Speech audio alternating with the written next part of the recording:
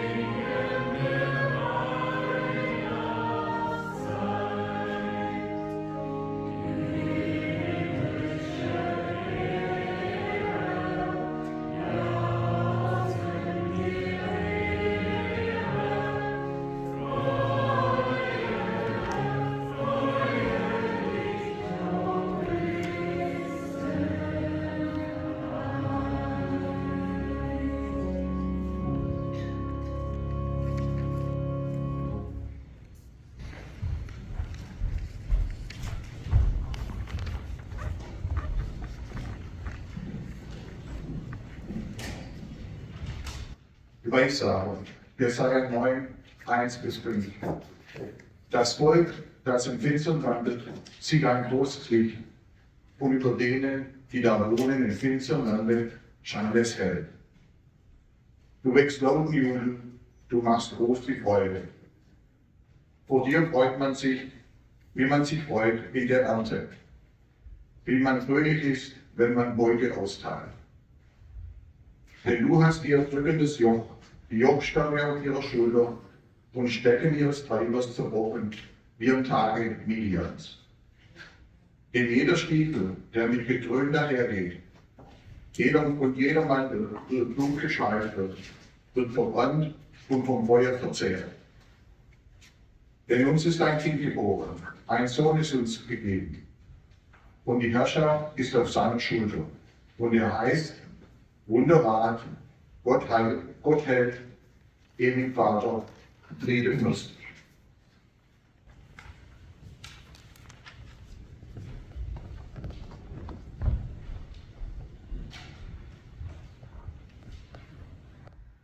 Wir beten. Barmherziger Gott, wir kommen an diesem Heiligabend zusammen und tragen so unterschiedliche Gefühle in diesen Gottesdienst hinein. Vorfreude und Anspannung, Wünsche und Sorgen, Schmerz und Hoffnung. Lass uns durch die vertrauten Lieder und Worte neu verstehen, dass du in Jesus Christus zu uns kommst.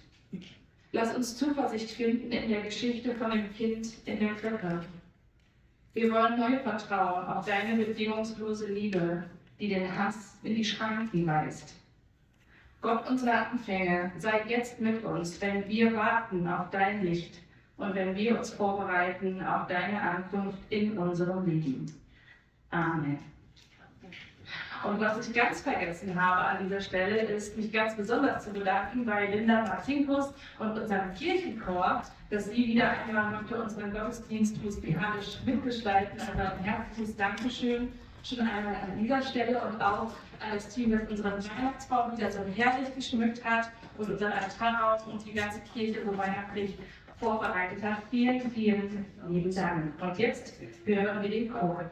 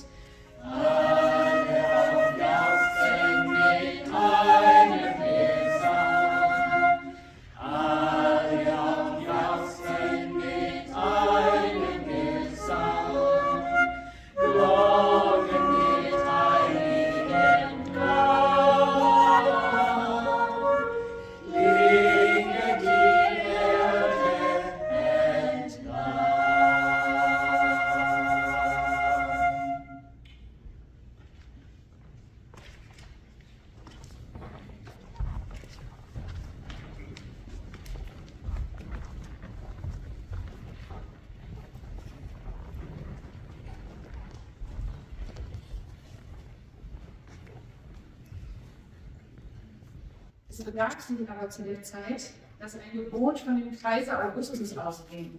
dass alle Welt geschätzt würde. Und diese Schätzung war die allererste und geschah zur Zeit, da Quirinius Statthalter in Syrien war. Und jedermann ging, dass er sich schätzen ließe, ein jeder in seine Stadt. Da machte sich auch auf Josef aus Galiläa, aus der Stadt Nazareth, in das jüdische Land zur Stadt Davids, die da heißt Bethlehem, weil er aus dem Hause und Geschlechte Davids war, damit er sich schätzen ließe, mit Maria, seinem vertrauten Weibe, die war schwanger. Und als sie dort waren, kam die Zeit, dass sie gebären sollte. Und sie gebar ihren ersten Sohn und wickelte ihn in Windeln und legte ihn in eine Krippe, denn sie hatten sonst keinen Raum in der Herberge.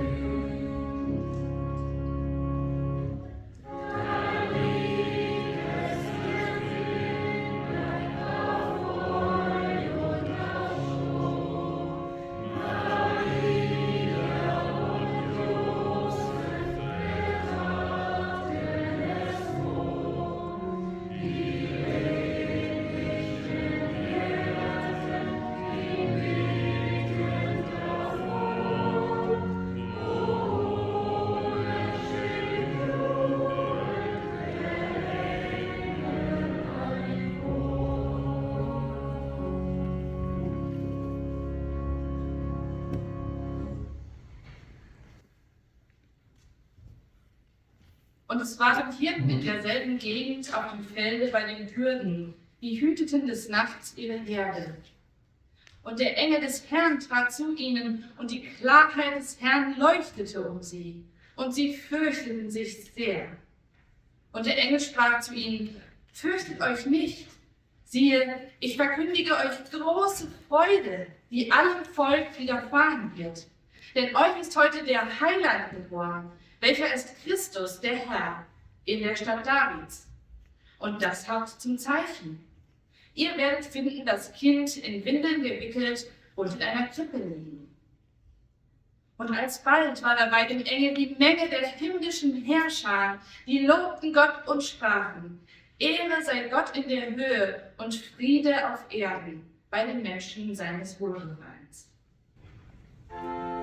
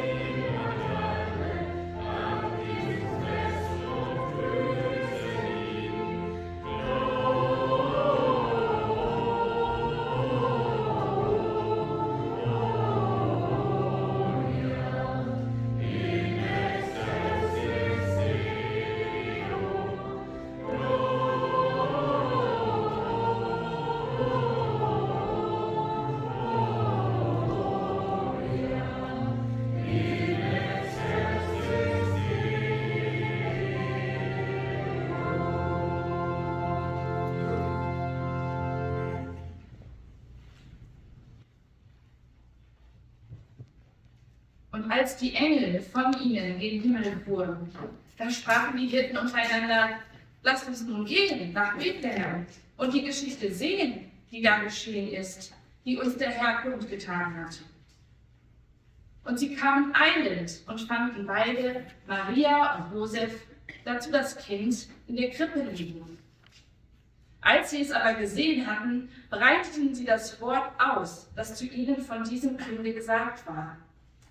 Und alle, vor die es kam, wunderten sich über das, was ihnen die Hirten gesagt haben. Maria aber behielt alle diese Worte und bewegte sie in ihrem Herzen. Und die Hirten kehrten wieder um, priesen und lobten Gott für alles, was sie gehört und gesehen haben, wie denn zu ihnen gesagt.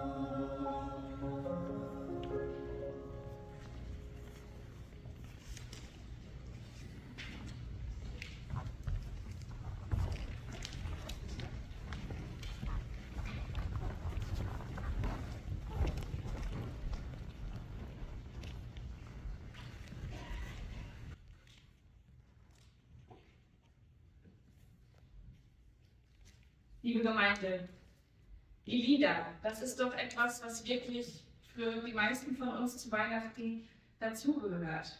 Die wir schon gesungen haben, die wir schon zum Teil gehört haben. Und ein Lied ist in unserer Kirchengemeinde ein ganz besonderes Weihnachtslied. Und ich habe es erst vorletzte Woche wieder gehört beim Besuch. Also erst, wenn am Ende des Weihnachtsgottesdienstes das Licht ausgeht und wir alle Stille Nacht singen und den Weihnachtsbaum anschauen, dann dann ist es wirklich Weihnachten. Und vielleicht taucht da jetzt sofort vor dem inneren Auge dieses Bild auf, das wir alle kennen, die friedliche Krippe, Maria und Josef, das schlafende Kind. Was für eine Idylle, oder? So wie wir uns selbst Weihnachten wünschen. Eine heile Welt, eine heile Familie. Dann könnte man fast vergessen, wie wenig idyllisch die erste Weihnachten eigentlich war. Wenn man mal bedenkt, was die alles hinter sich haben, die da in dem Stall der Krippe sitzen. Das Paar erstmal und die ganze Schwangerschaft und alles, was damit zu tun hatte. Dann waren sie erschöpft von der langen und beschwerlichen Reise. Und auch die Geburt ist ja ein totales Provisorium, wenn man so will. Im Hintergrund noch die politische Gewalt von dem König Herodes, der dem neugeborenen Kind nach dem Leben trachtet und Josef und Maria bald schon dazu drängen wird, dann zur Flucht aus Bethlehem wieder in ein anderes Land. Vielleicht wirkt das Lied Stille Nacht gerade deshalb auf manche auch fast ein bisschen kitschig. Und ich glaube, es lohnt sich darum, heute einmal 3 Strophen dieses Liedes zu bedenken, die wir sonst nicht sehen. Ich lerne immer so viel bei meinen Predigten und in der letzten Woche habe ich gelernt, dass es tatsächlich noch 3 weitere Strophen von Stille Nacht gibt. Warum wir die nicht singen? Vielleicht, weil es auch einfach ein bisschen lang werden würde, aber die habe ich zumindest für die Predigt mitgebracht. Und wenn wir die jetzt einmal miteinander bedenken, dann glaube ich, werden wir verstehen, dass Stille Nacht nie eine Flucht war aus der Realität oder so ein falsches Idyll, sondern dass es wirklich ein Hoffnungslied ist für eine verletzte Welt. Die erste Strophe geht so: Stille Nacht, heilige Nacht, die der Welt Heil gebracht. Aus der Himmel goldenen Höhen uns der Gnadenfülle lässt sehen. Jesum in Menschengestalt. Und diese letzte Zeile ist eigentlich das, was mir wichtig geworden ist. Jesum in Menschengestalt. Diese Worte, die klingen ja feierlich und ziemlich erhaben. Und doch stammen sie aus der Feder eines Mannes, dessen eigenes Leben alles andere als himmlisch war. Denn Josef Mohr, der Dichter dieser Zeilen, ist ein Mann aus dem Volk. Als uneheliches Kind geboren und in Armut aufgewachsen, ungefähr vor 200 Jahren in Österreich. Sein Vater ein Deserteur, den er niemals kennenlernen wird. Und doch, so scheint es, ist etwas vom Glanz der Weihnacht in sein Leben hineingefallen. Denn ein Geistlicher, dem er begegnet, der erkennt, dass er ziemlich hell ist.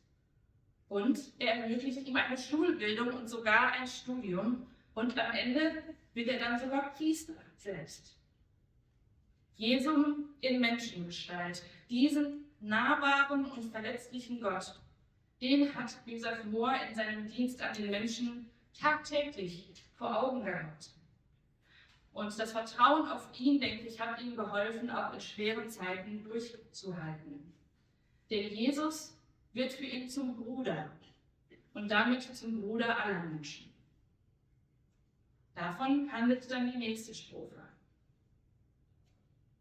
Stille Nacht, heilige Nacht, wo sich heut alle Macht väterlicher Liebe ergoss und als Bruder huldvoll umschloss Jesus die Völker der Welt. Jesus umschließt die Völker der Welt. Das klingt fast zu schön, um wahr zu sein, oder?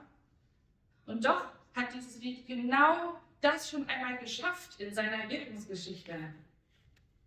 Vielleicht ist einigen die Geschichte schon bekannt, aber ich finde sie so schön, dass ich sie einfach noch mal kurz erzähle. Stellt euch einmal folgende Szene vor. Im Ersten Weltkrieg an der Westfront, da liegen sich Soldaten in Schützengräben gegenüber. Da herrscht Kälte, Angst und Tod.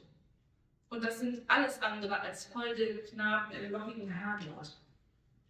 Und dann, am Heiligabend 1914, geschieht das Unfassbare. Aus einem deutschen Schützengraben erklingt irgendwann das Lied. Stille Nacht, heilige Nacht. Und auf der anderen Seite, da erkennen die britischen Soldaten die Melodie, denn das Lied hat sich seit seiner Entstehung schon sehr weit verbreitet in ganz Europa. Und sie antworten auf Englisch. Silent Night, Holy Night. Und damit ist es für diesen Abend gelaufen mit dem Krieg. Die Männer steigen aus den Gräben, reichen sich die Hände, teilen das, was sie haben, Brot, Zigaretten. Sie feiern Weihnachten so miteinander, wie sie es in dieser Ausnahmesituation können. Und natürlich hat diese eine Nacht allein keinen offiziellen Frieden gebracht. Aber es war doch ein Augenblick des Lichts mitten im Dunkeln. Und diese Nacht hat gezeigt, selbst dort, wo sich Menschen als Feinde gegenüberstehen müssen, da kann die Sehnsucht nach Frieden stärker sein als der Hass. Und ich glaube, wir brauchen solche Momente gerade jetzt, in einer Zeit, in der Konflikte ja nun wirklich nicht weniger werden, in der die Fronten sich verhärten zwischen Ländern, zwischen Gruppen, auch in Familien. Auch hier zeigt sich, dass Stille Nacht kein Lied ist für eine schon heile Welt, sondern ein Lied für eine verwundete Welt. Und davon handelt dann auch die letzte Stille Nacht. Stille Nacht, heilige Nacht, lange schon uns bedacht, als der Herr vom Grimme befreit, in der Väter urgrauer Zeit, aller Welt Schonung verhieß.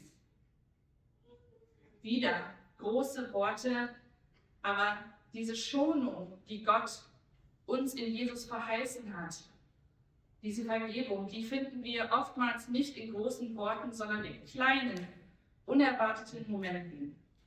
Und einen davon möchte ich jetzt gerne noch mit Ihnen und mit euch teilen, weil ich den einfach so super finde.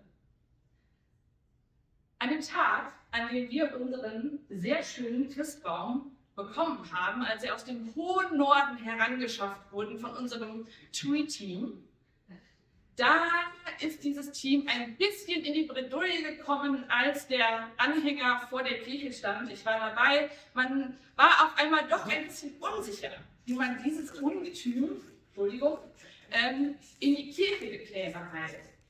Und während man noch so beratschlagte, da hat ein doch eher hartgesottener Mann aus der Nachbarschaft, der da herumstand, die Ehrenamtlichen gesehen, und er kam sofort auf sie zu. Grauer Bart, ein bisschen älter, und er heißt Sam, fast wie Santa. Und er fragt, braucht ihr Hilfe? Das Team winkt erstmal dankend ab, also das haben wir ja wirklich selber getroffen. Aber Sam lässt sich davon nicht abwimmeln. Er läuft in die Kneipe nebenan und kommt nur einige Minuten später mit ein paar Kumpels zurück. Ich bezweifle, dass diese Herren in der jüngsten Vergangenheit eine Kirche von innen gesehen haben. Und doch sind sie so begeistert dabei. Ihr hättet das sehen müssen, wie ihre Augen geglänzt haben bei dieser Möglichkeit zu helfen und dabei zu sein, wie ein Stück Weihnachten hier in unsere Kirche kommt. Es war einfach ein Fest.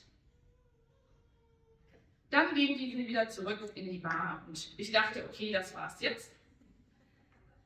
Dann, ungefähr eine Woche später, hat das Krippenspielteam hier ihr unglaublich tolles Stück geprobt in der Kirche abends.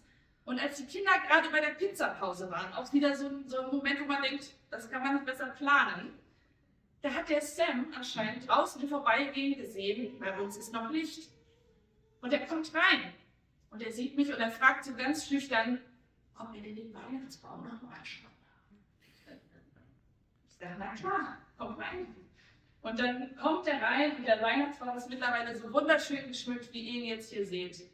Und ich habe gemerkt, dass dieser doch hartgesottene Kerl ein bisschen emotional wurde. Und dann kam mir eine ganz spontane Idee und ich hoffe, ich werde jetzt Generalabsolution bekommen von der Gemeinde. Denn ich habe das gemacht, was wir eigentlich nur an Heiligabend ganz am Ende des Gottesdienstes machen. Ich habe das Licht ausgemacht und ich habe Sam einmal einen Sneak Peek von meiner Frau gegeben. Und wie er da stand, mit seinem Handy in der Hand, erstmal noch so ein Foto machte, um das irgendwie für sich abzuspeichern und diesen Moment für sich nutzen konnte. Das war wirklich rührend. Und ich glaube, für einen kurzen Moment, da ist es ruhig und still geworden, auch bei ihm im Herzen, angesichts dieses Zeichens von Licht und Schönheit. Liebe Gemeinde, 3 Strophen, 3 Schlaglichter auf ein Lied, das uns Jahr für Jahr durch unsere Weihnacht begleitet. Vielleicht singt ihr es ja gleich ein bisschen anders als sonst. Denn Stille Nacht, das ist kein Lied für eine perfekte Welt. Es ist ein Lied für eine verwundete Welt. Wenn wir es singen, dann klingt darin unsere eigene Sehnsucht mit. Nach einer heilen Familie, nach Frieden, nach Geborgenheit. Und doch, das ist die gute Botschaft, Gott wartet nicht, bis all das Wirklichkeit geworden ist, sondern er kommt mitten hinein in unsere Unheilumstände. Er wird Mensch. Nicht für die, bei denen alles scheinbar perfekt läuft, nein, sondern gerade für die, die Unheil am eigenen Leib erfahren. Gott kommt und wird Mensch, um es heller zu machen, um Hoffnung unter uns zu säen und um Frieden zu schaffen. Und so werden wir auch gleich wieder dieses Lied singen. Die einen mit Sehnsucht, die anderen vielleicht mit ein bisschen Wehmut und wieder andere vielleicht auch mit Dankbarkeit. Und wir dürfen gewiss sein, diese Nacht ist still und diese Nacht ist heilig. Nicht, weil schon alles gut wäre, sondern weil Gott mitten unter uns ist. Und der Friede Gottes, der höher ist als unsere Vernunft, der bewahre unsere Herzen und unsere Seele. In Christus Jesus. Amen.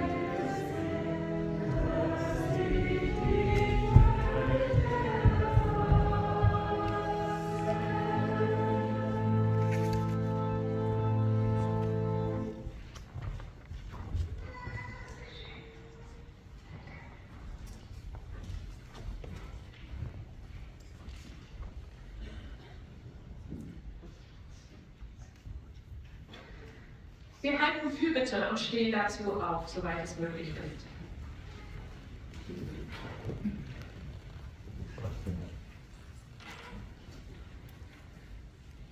Jesus, du bist das Licht der Welt. Du leuchtest in die Dunkelheit der Hoffnungslosen. Wir bitten dich, sei heute ganz besonders bei denen, die nicht mit ihrer Familie feiern können oder wollen, wo Beziehungen gestört oder zerbrochen sind. Sei bei allen, die sich krank und einsam fühlen. Lass sie spüren, dass sie geliebt sind und schenke ihnen Momente der Nähe und Geborgenheit. Wir bitten dich, erhöre uns. Wir bitten dich, durchbrich mit deinen Funkeln die Nacht des Schmerzes. Sei bei denen, die an ihren Fehlern leiden und schenke Vergebung da, wo sie nötig ist. Bade du die Welt im Glanz deines gnädigen Lichtes und zeige uns, wie unser Miteinander besser werden kann. Wir bitten dich, erhöre uns. Gott, wir bitten dich, die Schatten des Unrechts zu vertreiben. Vielfach stoßen die Worte vom Frieden auf Erden auf taube Ohren und müde Herzen. Ungeduldig warten wir auf dein Kommen, gerade für die Krisenherde und die Kriegsgebiete dieser Erde. Lass die Flamme deines Lichtes scheinen, bis an die dunkelsten Orte und selbst auf schweren Wegen Kraft, Wegzehrung und Orientierung bieten. Wir bitten dich, erhöre uns. Gott, du Quelle unseres Lebens, wir danken dir heute für die Gemeindemitglieder, die in der vergangenen Woche Geburtstag gefeiert haben. Tim Bressmann, Regina Huff, Fritz Schneeberger und Carina Neumann. Lass sie wissen, dass ihr Leben Teil des ewigen Weihnachtsglanzes ist und gib ihnen Grund zur Freude in dieser Zeit.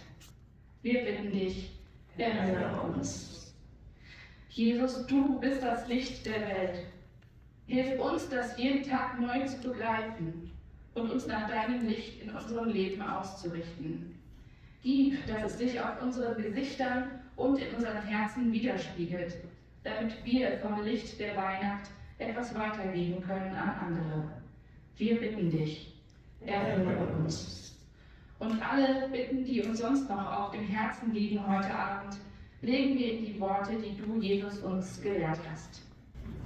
Vater unser im Himmel, geheiligt werde dein Name, dein Reich komme, dein Wille geschehe, wie im Himmel, so auf Erden. Unser tägliches Brot gib uns heute und vergib uns unsere Schuld, wie auch wir vergeben unseren Schuldigern. Und führe uns nicht in Versuchung, sondern erlöse uns von dem Bösen. Denn dein ist das Reich und die Kraft und die Herrlichkeit in Ewigkeit. Amen. Wir hören noch die Ankündigung.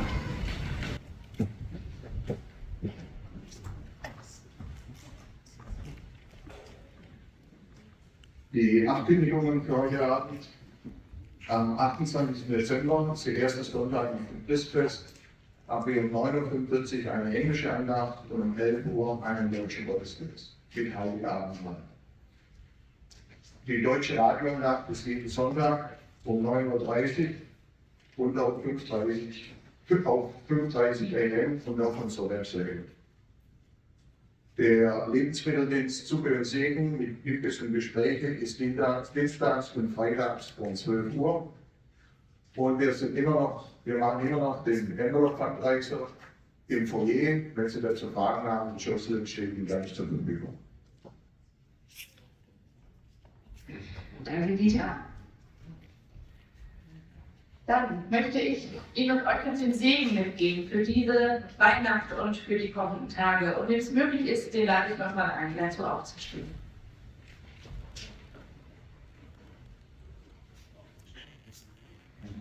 Der Herr segne dich und behüte dich.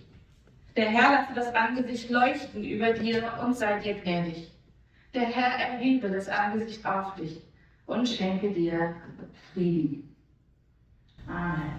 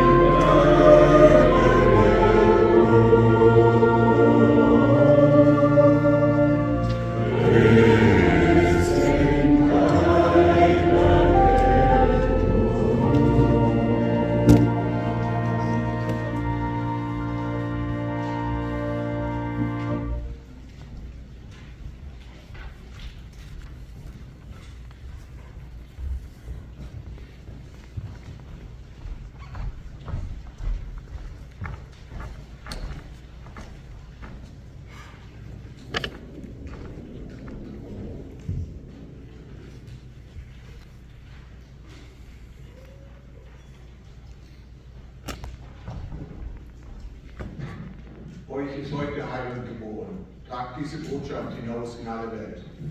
Dank sei Gott.